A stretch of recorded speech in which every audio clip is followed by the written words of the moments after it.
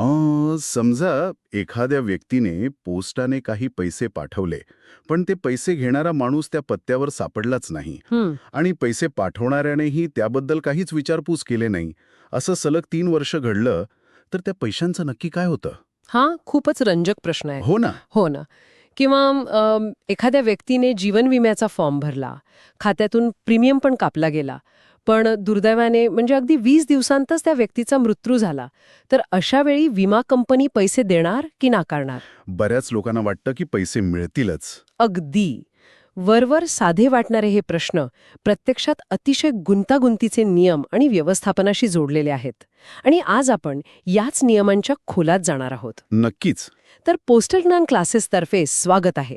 आजच्या या सखोल चर्चेत आपण पोस्ट ऑफिस खात्याअंतर्गत पदोन्नती परीक्षांची म्हणजेच LDCE ची तयारी करणाऱ्या सर्वांसाठी अत्यंत महत्त्वाच्या विषयावर बोलणार आहोत. हो, कारण या परीक्षा फक्त पाठांतरावर नसतं. अगदी बरोबर.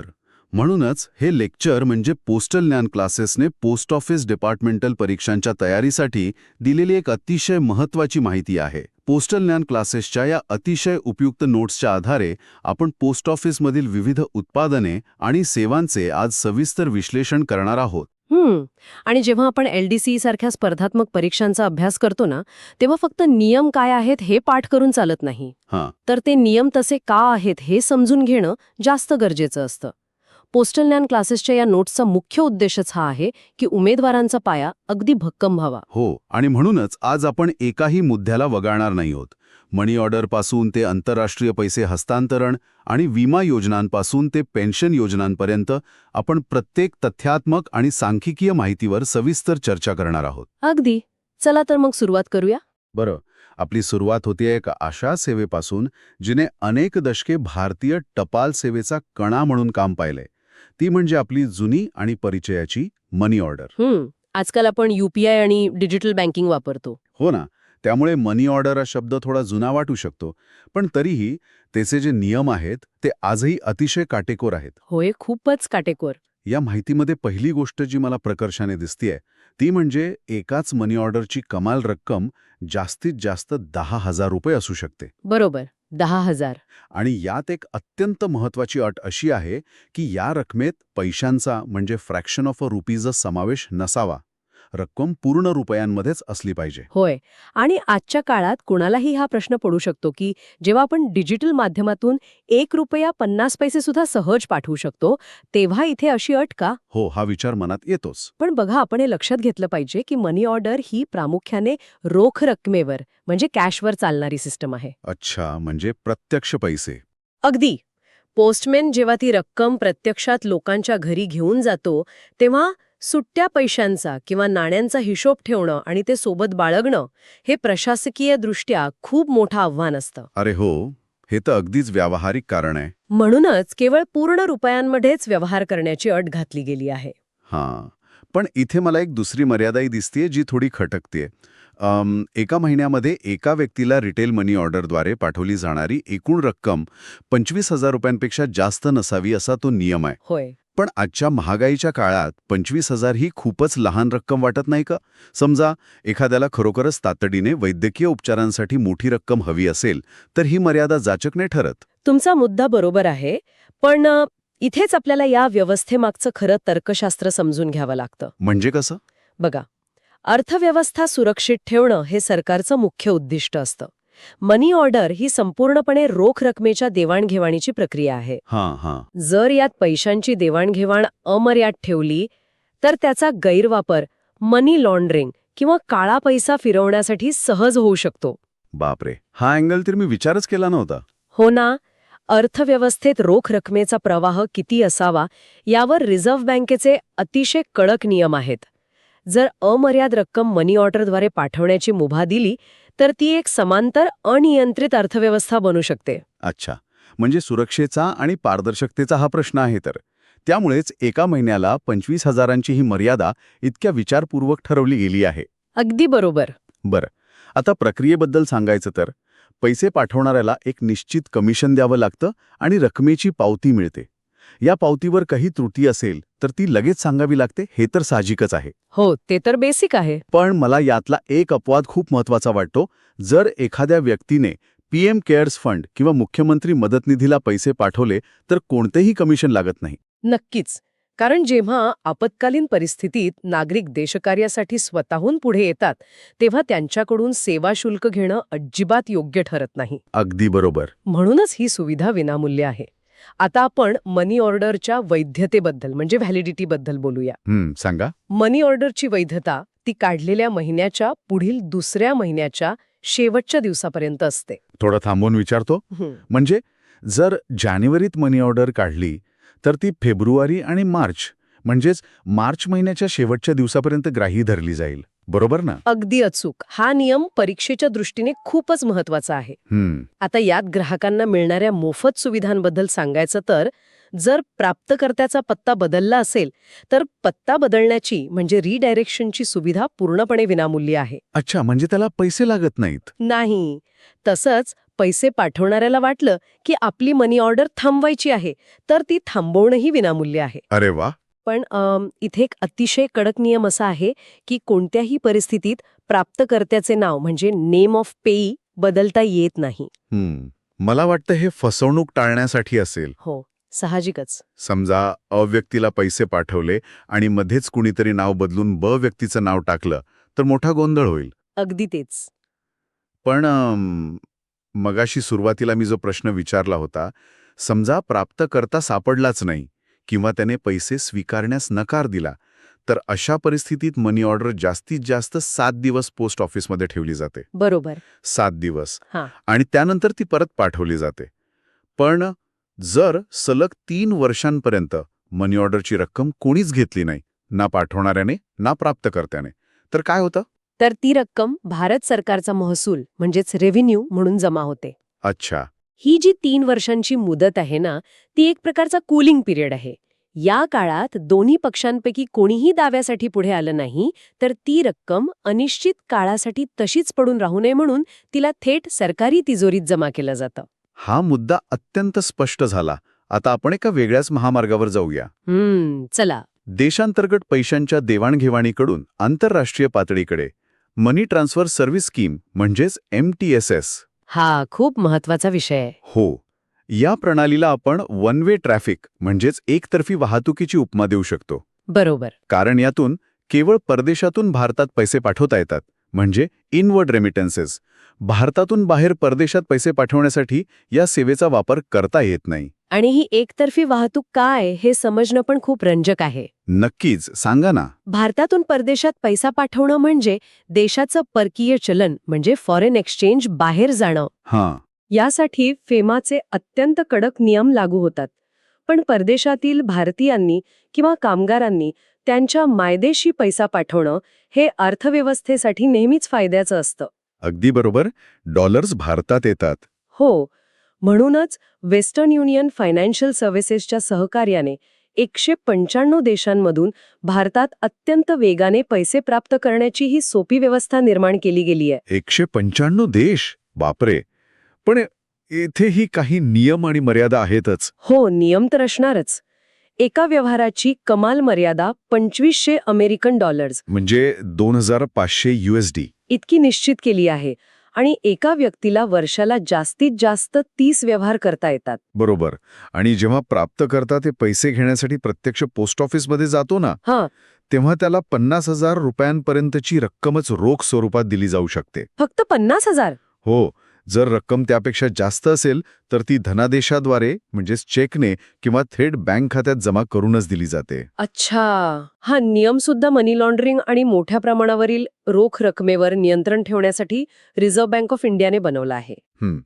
आणि हे पैसे मिळवण्यासाठी सुरक्षेचा एक खूप मोठा स्तर आहे. केवळ नाव आणि ओळखपत्र पुरेसं नसतं. नाही, अजिबात नाही. पैसे पाठवणाऱ्याला एक युनिक एमओ नंबर मिळतो जो त्याला प्राप्तकर्त्याला सांगावा लागतो. हे खूपच सुरक्षित वाटतं. पण मला एक गोष्ट सांगा, या नोट्समध्ये काही उदाहरणे आहेत. UAE साठी हा क्रमांक 9 अंकी असतो आणि फ्रान्ससाठी तो 26 अंकी असतो. हा असा फरक का? एकच जागतिक मानकाचा क्रमांक का नाहीये? याचं मुख्य कारण म्हणजे प्रत्येक देशाची स्वतःची अशी एक अंतर्गत बँकिंग आणि पोस्टल प्रणाली असते. अच्छा. हा जो युनिक एमओ नंबर आहे ना, तो वेगवेगळ्या देशातील वित्तीय संस्थांच्या कोडिंग सिस्टीमवर अवलंबून असतो. समजलं. म्हणजे बघा, फ्रान्सची प्रणाली कदाचित जास्त विस्तृत माहिती साठवणारी असेल, तर UAEची प्रणाली थोडक्यात कोड तयार करणारी असेल. बरोबर. पण आपल्यासाठी महत्वाचं हे आहे की हा क्रमांक आणि सोबत आधार किंवा पॅन कार्ड यांसारखी KYC कागदपत्रे दिल्याशिवाय भारतात पैसे मिळत नाहीत. अगदी योग्य. पैशांची ही सुरक्षित देवाणीघेवाण आपण खूप चांगल्या प्रकारे समजून घेतली. पण पोस्ट ऑफिसचं काम आता फक्त पैसे पाठवण्यापुरतं मर्यादित राहिलेलं नाहीये. हो, आता खूप विस्तार झालाय. मानवी जीवनातील अनिश्चितता, धोक्यांपासून सुरक्षित ठेवण्यासाठी विमा योजनांचं एक मोठं जाळं आज पोस्ट ऑफिसमार्फत चालवलं जातं. होय. आपण आता प्रधानमंत्री जीवन ज्योती विमा योजना म्हणजे PMJJBY आणि प्रधानमंत्री सुरक्षा विमा योजना म्हणजे PMSBY याबद्दल सविस्तर बोलूया. नक्कीच. सुरुवातीला PMJJBY ही एक जीवन विमा योजना आहे जिची वयोमर्यादा 18 ते 50 वर्ष आहे. याचा वार्षिक प्रीमियम 436 रुपये आहे, जो खात्यातून दरवर्षी आपोआप कापला जातो, म्हणजे ऑटो डेबिट. पण या प्रीमियमची विभागणी खूपच लक्षवेधी आहे. हो, कारण या योजनेचं वर्ष 1 जून ते 31 मे असं असतं. अच्छा. आता समजा एखाद्या व्यक्तीने डिसेंबर महिन्यात या योजनेत सहभाग घेतला, तर त्याला पूर्ण वर्षाचे 436 रुपये भरणं अन्यायकारक ठरेल, बरोबर? साहजिकच आहे. ज्या महिन्यांसाठी कव्हर मिळालंच नाही त्याचे पैसे तो का भरेल? म्हणूनच इथे एक योग्य आणि तर्कसंगत प्रणाली लागू केली आहे. जर नोंदणी जून ते ऑगस्ट दरम्यान केली तर पूर्ण 436 रुपये लागतात. पण जर सप्टेंबर ते नोव्हेंबर दरम्यान नोंदणी केली तर 342 रुपये. डिसेंबर ते फेब्रुवारी दरम्यान केली तर 228 रुपये. अच्छा, म्हणजे कमी होत जातात. हो, आणि मार्च ते मे दरम्यान म्हणजे अगदी शेवटच्या टप्प्यात नोंदणी केली तर फक्त 114 रुपये प्रीमियम भरावा लागतो. हे तर खूपच पारदर्शक आहे. पण मी सुरुवातीला जो प्रश्न विचारला होता ना, समजा एखाद्याने विमा काढला आणि दुर्दैवाने काही दिवसातच मृत्यू झाला तर काय? हा कळीचा मुद्दा आहे. इथे मला एक लियन पिरियड नावाचा नियम दिसतोय. पहिल्यांदा नोंदणी केल्यास सुरुवातीचे 30 दिवस हा लियन पिरियड असतो. बरोबर. होत नाही. एक प्रकारे हे थोडं कठोर नाही का वाटत? वरवर पाहता ते नक्कीच कठोर वाटू शकतं. पण विम्याच्या गणितात याला ॲडव्हर्स सिलेक्शन रोखणे असं म्हणतात. ॲडव्हर्स सिलेक्शन म्हणजे काय? समजा एखाद्या व्यक्तीला समजलं की तिला अतिशय गंभीर आजार आहे आणि तिचं आयुष्य आता फक्त काही दिवसांचाच उरलंय. अशा वेळी ती व्यक्ती तातडीने जाऊन विमा काढेल. हो, ते तर कुणीही करेल. पण विमा ही अशी व्यवस्था आहे जी अनेक निरोगी लोकांच्या छोट्या योगदानातून संकटात सापडलेल्या कुटुंबाला मदत करते. जर फक्त मरणोन्मुख लोकांनीच विमा काढला तर ही व्यवस्था कोलमडून पडेल. बापरे, हा दृष्टिकोन तर मी पाहिलाच नव्हता. म्हणूनच मी आजारी पडलोय म्हणून आज विमा काढतो ही प्रवृत्ती रोखण्यासाठी 30 दिवसांचा हा कूलिंग पिरियड किंवा लियन पिरियड ठेवला जातो. अर्थात अपघात कुणालाही सांगून होत नाही, त्यामुळे अपघाती मृत्यूला यातून वगळण्यात आलं आहे. पहिल्या दिवसापासून अपघाती मृत्यूचं कव्हर मिळतं. हे खूपच सुंदर विश्लेषण आहे. कधीकधी कडक वाटणाऱ्या नियमांमागे संपूर्ण व्यवस्थेला टिकवून ठेवण्याचा शहाणपणा दडलेला असतो. अगदी खरंय. आता आपण PMSBY कडे म्हणजेच प्रधानमंत्री सुरक्षा विमा योजनेकडे वळूया. ही केवळ एक अपघात विमा योजना आहे. हो. LDC परीक्षेची तयारी करत असलेल्या सर्वांसाठी आता एक महत्त्वाची वेळ आली आहे. चला तर मग पोस्टल ज्ञान क्लासेसच्या आजच्या या माहितीवर आधारित एक छोटी क्विज घेऊया. नक्कीच. हा चांगला सराव होईल. तर श्रोत्यांसाठी हा प्रश्न आहे. PMSBY म्हणजे सुरक्षा विमा योजना आणि PMJJBY म्हणजे जीवन ज्योती विमा योजना यांच्या वयोमर्यादेत नक्की काय फरक आहे? हा प्रश्न परीक्षांमध्ये अत्यंत आवडीने विचारला जातो, कारण नावातील साधर्म्यामुळे उमेदवार अनेकदा गोंधळतात. हो, दोन्ही प्रधानमंत्री नावानेच सुरू होतात. याचं अचूक उत्तर असं आहे की PMJJBY ची वयोमर्यादा 18 ते 50 वर्षे आहे, कारण ती सर्वसाधारण मृत्यूला कव्हर करते. तर PMSBY ची वयोमर्यादा 18 ते 70 वर्षे आहे, कारण अपघात कोणत्याही वयात होऊ शकतो. अच्छा, 70 वर्षे. आणि सर्वात मोठी गोष्ट म्हणजे PMSBY चा वार्षिक प्रीमियम फक्त 20 रुपये आहे. अतिशय नाममात्र दरात ही योजना तळागाळातील लोकांना अपघाती सुरक्षा देते. वयाच्या 70व्या वर्षापर्यंत सुरक्षा हे खूप महत्वाचं आहे.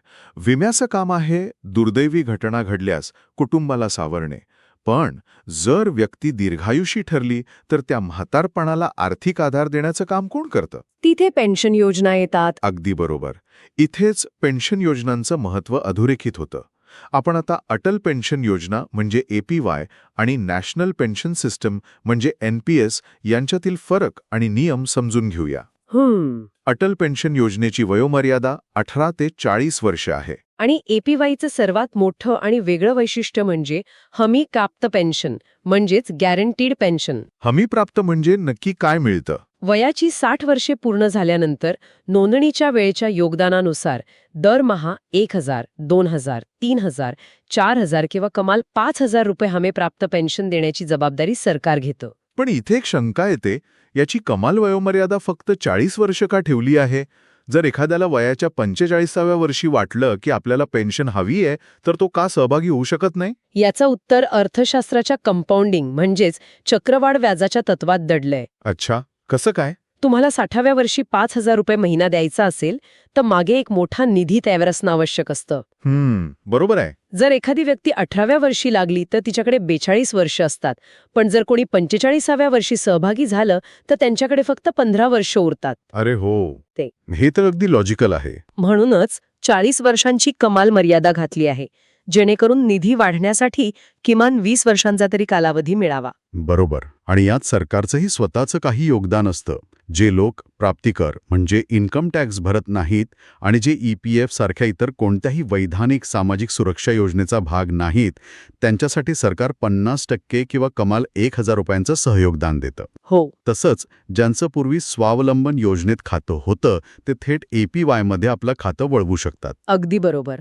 आणि आपण या संदर्भात इंटरनेटवरील काही संशोधने आणि जागतिक परिस्थिती पाहिली तर एक खूपच मोठा पैलू समोर येतो. कोणता पैलू? जागतिक स्तरावर पेन्शन प्रणालीचा इतिहास पाहिला तर पूर्वीच्या काळी पेन्शनचा अधिकार केवळ सरकारी नोकरदारांना किंवा सैन्य दलातील लोकांनाच असायचा. हो, पूर्वी असंघटित क्षेत्रासाठी काहीच नव्हतं. शेतमजूर, बांधकाम कामगार, छोटे व्यावसायिक ज्यांच्याकडे ना EPF आहे ना सरकारी नोकरी, त्यांना म्हातारपणात वाऱ्यावर सोडलं जायचं. खूपच भयानक परिस्थिती होती ती. पण आजच्या युगात असंघटित क्षेत्रातील कामगारांना आर्थिक स्थैर्य देण्यासाठी APY सारख्या योजना जगभर कशा राबवल्या जात आहेत हे खूप महत्त्वाचं आहे. भारतात APYमुळे पहिल्यांदाच असंघटित क्षेत्रातील गरीबातल्या गरीब व्यक्तीला हमीप्राप्त पेन्शनचा हक्क मिळाला आहे. हां, खरोखरच एक खूप मोठा सामाजिक आणि आर्थिक बदल आहे. आता आपण नॅशनल पेन्शन सिस्टम म्हणजेच NPS बद्दल बोलूया. नक्कीच. परीक्षेची तयारी करणाऱ्यांनी इथे एक मूलभूत फरक नीट समजून घेणं आवश्यक आहे. APY ही हमीप्राप्त पेन्शन देणारी योजना आहे, जिथे तुम्हाला किती रुपये मिळतील हे आधीच ठरलेलं असतं. पण NPS ही बाजार आधारित म्हणजे मार्केट बेस्ड आणि पूर्णपणे ऐच्छिक म्हणजेच व्हॉलंटरी योजना आहे. बरोबर. NPSच्या Tier 1 खात्यामध्ये सुरुवातीचं योगदान किमान 500 रुपये असणं आवश्यक आहे. अच्छा, फक्त 500? हो, पण एका पूर्ण वर्षात किमान 1,000 रुपये भरणं सक्तीचं आहे आणि पुढील प्रत्येक व्यवहारासाठी किमान रक्कम 250 रुपये असणं आवश्यक आहे. ही योजना बाजारातील गुंतवणुकीवर आधारित असल्यामुळे यात हमीप्राप्त परतावा नसतो, पण बाजाराच्या वाढीनुसार परतावा मिळण्याची चांगली शक्यता असते. आणि या योजनेतील सर्वात गुंतागुंतीचा पण महत्त्वाचा भाग म्हणजे यातून बाहेर पडण्याचे नियम. हो, एक्झिट रूल्स. जेव्हा एखादा सदस्य वयाची 60 वर्ष पूर्ण केल्यावर बाहेर पडतो तेव्हा काय होतं? मला माहिती आहे की त्याला 100% रक्कम हातात मिळत नाही. नाही, पूर्ण रक्कम मिळत नाही. त्याला त्याच्या एकूण जमा रकमेपैकी किमान 80% रक्कम ॲन्युइटी म्हणजेच मासिक पेन्शन खरेदी करण्यासाठी वापरावी लागते आणि उर्वरित 20% रक्कमच त्याला एकरकमी मिळते. बरोबर. पण माझा प्रश्न असा आहे की जर ते माझेच पैसे आहेत आणि मी ते आयुष्यभर जमा केले आहेत, तर मी 60 वर्षानंतर माझे 100% पैसे का काढू शकत नाही? 80% रक्कम तिथेच का अडकवून ठेवावी लागते? हाच तो खरा प्रश्न आहे जो अनेकांना पडतो. पण पेन्शन योजनेचा मूळ उद्देश काय आहे हे आपण समजून घेतलं पाहिजे. काय आहे मूळ उद्देश? पेन्शन ही इन्कम रिप्लेसमेंट आहे.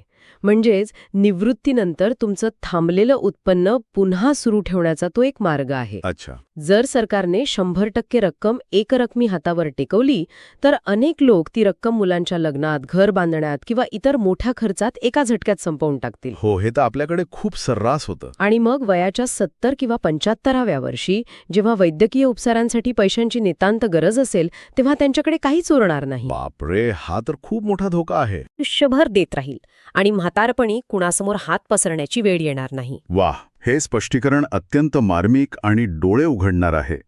80% ॲन्युइटीचा नियम केवळ जाचक नाही, तर तो भविष्य सुरक्षित करण्यासाठी उचललेलं एक मोठं पाऊल आहे. अगदी. पण याला एक अपवाद सुद्धा आहे, जो परीक्षेच्या दृष्टीने कळीचा आहे.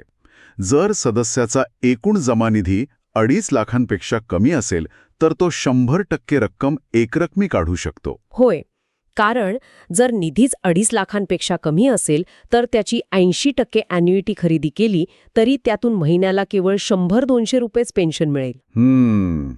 100-200 रुपयांचं काय करणार? तेच ना, एवढ्या छोट्या रकमेचं दरमहा वाटप करणं बँकांसाठी प्रशासकीयदृष्ट्या खर्चिक असतं आणि पेन्शनधारकालाही त्यातून काही विशेष फायदा होत नाही. त्यामुळे एवढा कमी निधी असल्यास तो 100% एकरकमी काढण्याची मुभा दिली आहे. अतिशय तर्कशुद्ध. आजच्या या पोस्टल ज्ञान क्लासेसच्या नोट्स आधारित चर्चेतून आपण फक्त आकडेवारीच पाठ केली नाही, तर त्या आकड्यामागचा, त्या नियमामागचा खरा अर्थ समजून घेतला. नक्कीच. मनी ऑर्डरचे काटेकोर नियम असोत, MTSS मधील सुरक्षेचे टप्पे असोत किंवा विमा आणि पेन्शन योजनांमधील बारीक-सारीक अटी असोत, या सर्व गोष्टी एका मोठ्या उद्देशाने कशा जोडल्या गेल्या आहेत हे आपण आज पाहिलं. हो, आणि LDC परीक्षांमध्ये नेमका हाच दृष्टिकोन उमेदवारांना यश मिळवून देतो. जेव्हा तुम्हाला एखाद्या नियमामागचं कारण समजतं तेव्हा तो नियम आपोआप लक्षात राहतो. अगदी बरोबर. जाता जाता सर्व श्रोत्यांसाठी एक विचार करण्यासारखा मुद्दा मांडतो. हं, पूर्वीच्या काळी पोस्ट ऑफिस म्हटलं की आपल्या डोळ्यासमोर फक्त लाल रंगाची टपालपेटी, पत्रे आणि पार्सल एवढंच यायचं. हो ना.